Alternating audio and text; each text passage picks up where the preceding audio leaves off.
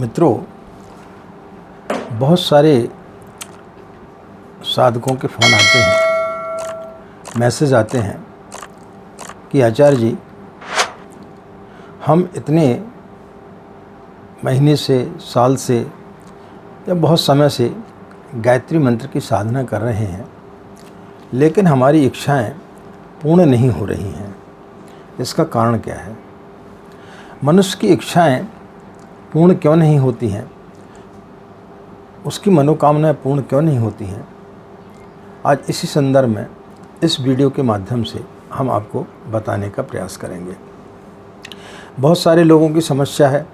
यदि आप इस वीडियो को शुरू से अंत तक सुनेंगे तो इस प्रश्न का उत्तर आपको निश्चित रूप से मिलेगा और आपको संतुष्टि मिलेगी और आप समझ पाएंगे कि गायत्री मंत्र का जाप आप करते हैं तो जैसा आप चाहते वैसा फलित क्यों नहीं होता है। इसी बारे में आज हम आपको जानकारी देंगे। राधे राधे, जय श्री कृष्णा, नमस्कार। मैं आचार्य पंडित क्रिस वारोलिया, गायत्री महामंत्र। ओम भूर्भुवः स्वाहा तत्सवितुर्वरेण्यं भर्गो देवस्य धीमहि धियो यो नः प्रचोदयात्। अखण्डमण्डलाकारं व्याप्तं येन चराचरं तत्पदं दर्शितं येन तस्मै श्रीगुरवे नमः। तस्मै श्रीगुरवे नमः।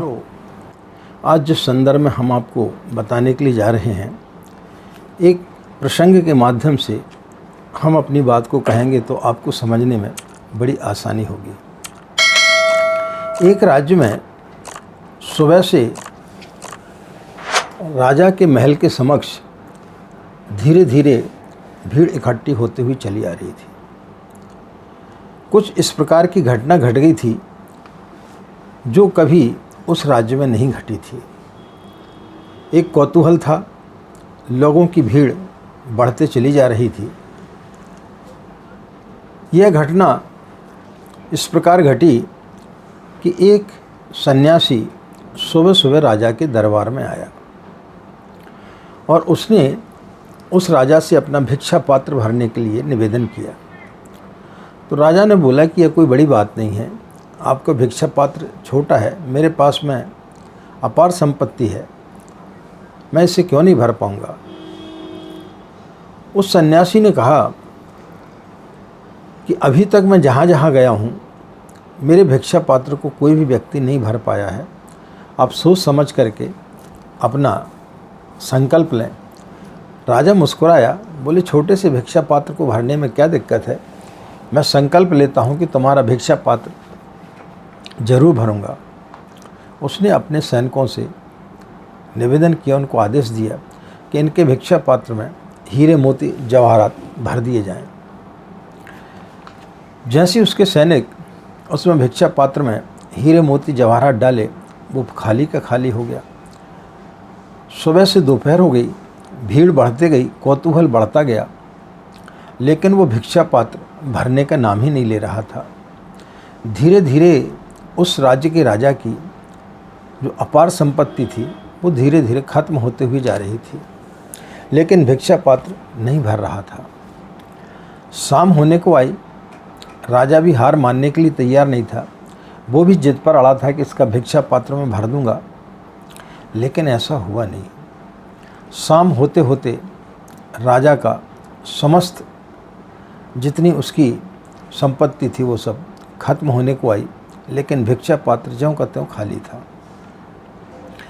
अब तो राजा को बड़ा आश्चर्य हुआ। वो उस सन्यासी के चरणों पर गिर कर के माफ़ी मांगने लगा कि मुझे क्षमा करें, मैं आपके भिक्षा पात्र को नहीं भर पाया, मेरा संकल्प जो है वो अधूरा रह गया, लेकिन कृपा करके इस रहस्य को बताएं, इस भिक्षा पात्र में ऐसा क्या है कि यह भरता क्यों नहीं है। तो उस सन्यासी ने बोला कि मैं एक बार शमशान घाट से निकल रहा था कि वहाँ पर एक मनुष्य की खोपड़ी मुझे मिल गई और उस खोपड़ी को उठा करके मैं लेके आ गया और उसी का मैंने भिक्षा पात्र बना लिया। यह बात मुझे भी अभी तक समझ में नहीं आई है कि यह मनुष्य की खोपड़ी भरती क्यों नहीं है? मित्रों, मनुष्य की खोपड़ी कभी भरती नहीं है। मनुष्य का मन कुछ ऐसा बना है कि वो भरता ही नहीं है। मनुष्य के मन को भरने की जो दौड़ है उसे ही हम संसार कहते हैं। मनुष्य की जितनी भी आशाएं हैं, तृष्णाएं हैं, वासनाएं हैं, वो सब हमारे मन के अंदर से निकलती हैं और वो कभी जीवन में भर नहीं पाती हैं। और इस सत्य को जो जान लेता है, मनुष्य का मन कभी भरता नहीं है, जो इस सत्य को जान लेता है, वहीं से धर्म की शुरुआत होती है। हम सब बाहर की दौड़ में दौड़ रहे हैं कि आज इच्छा हमारी आज नहीं तो कल पूरी हो जाएगी, कल नहीं तो परसों पूरी हो जाएगी, और हम दौड़ते हुए चले जाते हैं। तो मित्रों, जब कभी भी हम किसी भी मंत्र की साधना करते हैं, किसी देवी देवता की साधना करते हैं, किसी भी मंदिर में जाते हैं, किसी भी धर्म गुरु के पास में जाते हैं, हमारी इतनी अनंत इच्छाएं होती हैं, हमारी इतनी अनंत तृष्णाएं होती हैं, हमारी इतनी अनंत वासनाएं होती हैं कि एक इच्छा आपकी पूर्ण होती है, दूसरी इच्छा उस समय आपकी प्रकट हो जाती है, और फिर हम भूल जाते हैं कि एक इच्छा हमारी पूरी हो गई। लेकिन हमारी इतनी अनंत इच्छा होती हैं कि हमें पता ही नहीं चलता कि हमें कुछ प्राप्त हो रहा है कि नहीं हो रहा है। यही सब हमारे गायत्री साधकों के साथ में होता है। जब वो गायत्री की साधना करते हैं, बहुत सारी मनोकामनाएं लेकर के चलते हैं।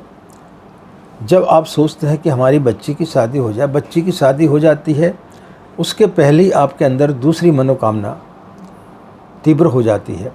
तो आपकी मनोकामना इतनी बढ़ते हुए चली जाती हैं कि जो आपको मिलता है वह आप भूलते हुए चले जाते हैं कि हमें कुछ मिला।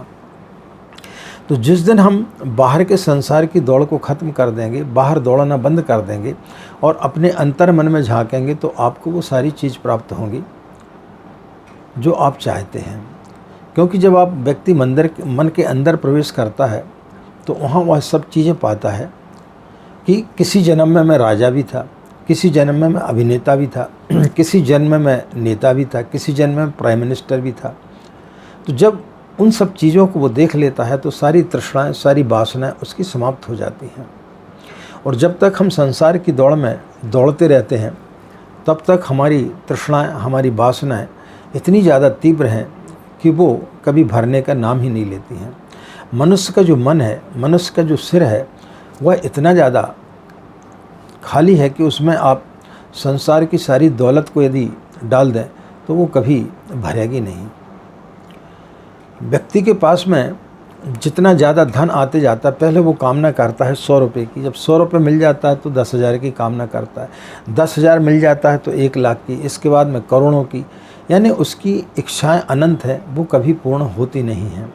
इसलिए मित्रों, जब हम साधना करने बैठते हैं, हम अपनी इच्छाओं को ईश्वर के प्रति छोड़ करके कि जो आपको देना है वो आप दें, उसमें जब हम समझ आए, उसकी नाव में जब हम बैठ जाएं कि जहाँ तुझे ले जाना है वहाँ पर तुम ले करके चलो, तो फिर सारी तृष्णाएं, सारी वासनाएं आपकी समाप्त हो जाएंगी और वहीं से धर्म का जो है मार्ग प्रशस्त होता है। जिस व्यक्ति ने ये जान लिया कि व्यक्ति का मन कभी भरता नहीं है, तो समझो कि उसके अध्यात्म की शुरुआत हो रही है, उसको गायत्री मंत्र निश्चित रूप से फलित होना प्रारंभ हो गया है। तो मित्रों, इस चीज़ को जानें, साधना करते समय होशपूर्वक बैठें और इस चीज़ को जानें कि हमारा मन जो है, कितनी भी चीज़ें हम ले लें, कितनी भी चीज़ें हम ईश्वर हमें दे दे, लेकिन हमारी तृप्ति कभी नहीं होगी, हमारा मन कभी नहीं भरेगा, हमारी वासनाएं कभी समाप्त नहीं होंगी। तो फिर निश्चित रूप से आपको गायत्री मंत्र फलित होगा और आप निश्चित रूप से माँ गायत्री के सानिध्य में बैठने के हकदार होंगे। आशा है मित्रों, यह छोटे से प्रसंग के माध्यम से आपको यह जानकारी अच्छी लगी होगी। इन्हीं कामनाओं के साथ में कि आपका दिन मंगलमय हो, आप लोग खुश रहें, मस्त रहें, माँ गायत्री की असीम कृपा इसी प्रकार आप लोगों पर बनी रहे। आज की बात समाप्त। हमें आज्ञा दें। नमस्कार। ओम शांति।